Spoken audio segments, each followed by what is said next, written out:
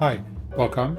My name is Rémi Bolduc, and today I'm gonna talk about how to use some unusual scales to improvisation, and specifically in the tonal context, like how to take scales that are very odd sometimes, and how can we use them in standards, and how to find what chord it would go on. This video is quite advanced. I'm just letting you know. This is not for beginners. I would say it's for advanced players. You can, of course, you are welcome to listen, just so you know. I'll show you here a scale that it's called double harmonic minor. As you see, this scale combines the last four notes of D harmonic minor and the last four notes of A harmonic minor. So this is a unusual scale, and you might wonder, where can I use it? On what chord if I would play a standard, so it doesn't sound too modern? Because sometimes it's useful to take a scale like this and find the most inside possible way to use it, just so you get more comfortable with it. Okay, so here how I proceed. I take my scale. So here it is written down, and now I'll proceed by extracting the list of the notes that are not in the scale. So we have an A, we have a B flat, but we have no B natural. We don't have a C natural, we have a C sharp. We have a D natural, we have no D sharp, we have an E and F, no F sharp, and no G. So those are the notes that are not there. Now, in traditional jazz harmony, the chords that you normally put the most alterations on are the dominant chords. And you can put pretty much any note. Let's say you have a G7. So the G is the tonic, the A flat is the flat 9, the A is the ninth, the A sharp is the sharp 9, the B is the third, the C is the fourth or the 11th, the C sharp is the sharp 11, the D is the fifth, the E flat or the D sharp is the sharp 5, the E is the 13th, the F is the 7th, the flat 7, and then the F sharp, that's a major 7. And I would say this is the one note that we usually don't use. So if I want to know on what chord I can put that A double harmonic minor scale, I can take the notes that are not there and imagine that those are the major 7th of a dominant chord. Since we don't want the major 7th, any note that is the major 7 of a chord, that would give us the dominant chord on which we can play that scale. So we don't have a B. B is major 7 of C. So we don't have the major 7 of C in that scale, of C7, so we can use it over C7, and so on. We don't have a C, so that's a major 7 of D flat, so we can use it over D flat 7.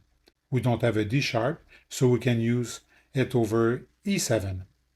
We don't have a F sharp, so we can use it over G7, and we don't have a G, so we can use it over A flat 7. So those are the chords, the dominant chords on which I can use it. If you look at each one of those notes versus any of those chords, you'll be able to associate each note of that scale with an alteration. For instance, if we look at it over the scale of C sharp 7, the A is the sharp 5, the B flat is the 13, the C sharp is the root, the D is the flat 9, the E is the sharp 9, the F is the third, and the G sharp is the fifth. So each note can fit over a dominant chord.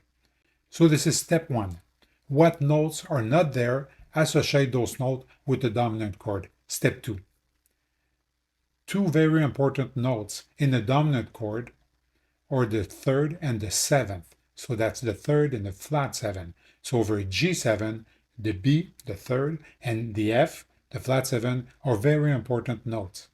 They help to identify that the chord is a dominant. So what I'm going to do next, I'm going to take the list of the dominant chord where that scale could work on, and then look at the scale and see if I have the third and the flat 7 of any of those chords. So the first chord we picked was C7, and there is in the scale of E natural, the third, and a B flat. So that's a good choice. The next scale we look at is D flat 7. There is an F, the third in the scale, but no B natural. Okay, so let's keep going. So the next chord we look at is E7, and our scale has a G sharp and has a D as well. So good choice as well. And the next chord is G7. Our scale doesn't have the third, the B, so no.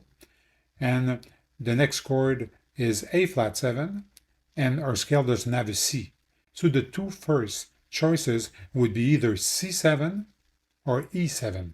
In a way, those would be the most inside sound of that scale. I picked C7 here. You can experiment with it. In my case, I like the way it sounds over C7. And then once I decided that, I create a line that outline that scale and resolve to major just to hear it, as I did in the other motifs, and that would be my harmonic concept, and I use a harmonic motifs for that. I mean, motif and pattern, I see them pretty much here as the same thing. So I take that scale and create a line that is not too long. So here's the line I'm gonna choose. So once I created that line, I would practice it in 12 keys on my old register.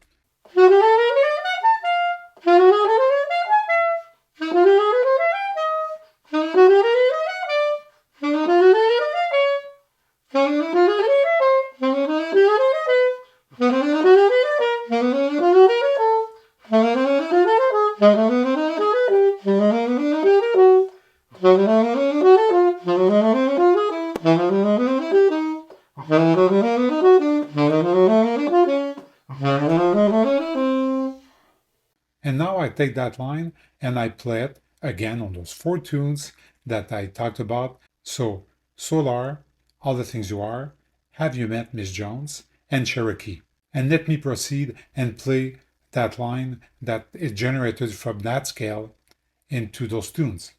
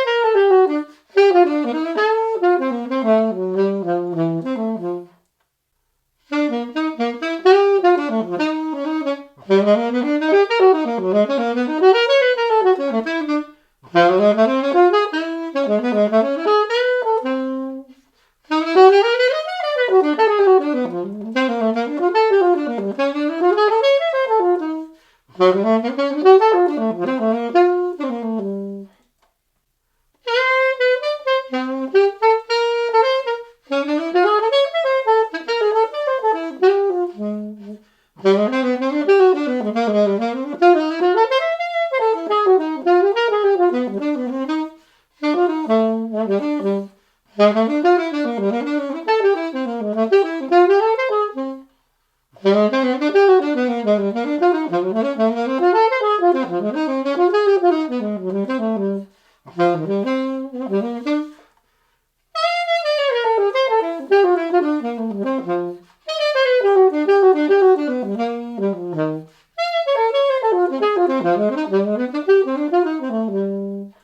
you can experiment with different scales, different sounds, see how this approach works. I found that it helped me to hear scales that otherwise I would have found quite difficult to use. For example, let's take this Messiaen mode.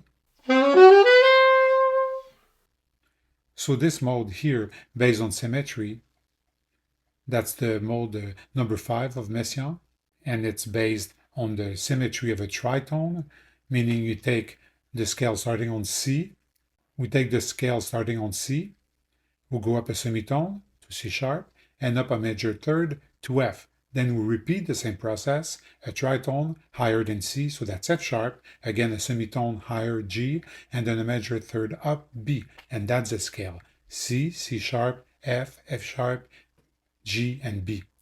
Also, what's interesting is if you go from the highest note, let's say you take a C on the second octave and a C on the lowest octave, when you go up a semitone, you proceed and you go down the semitone from the highest note.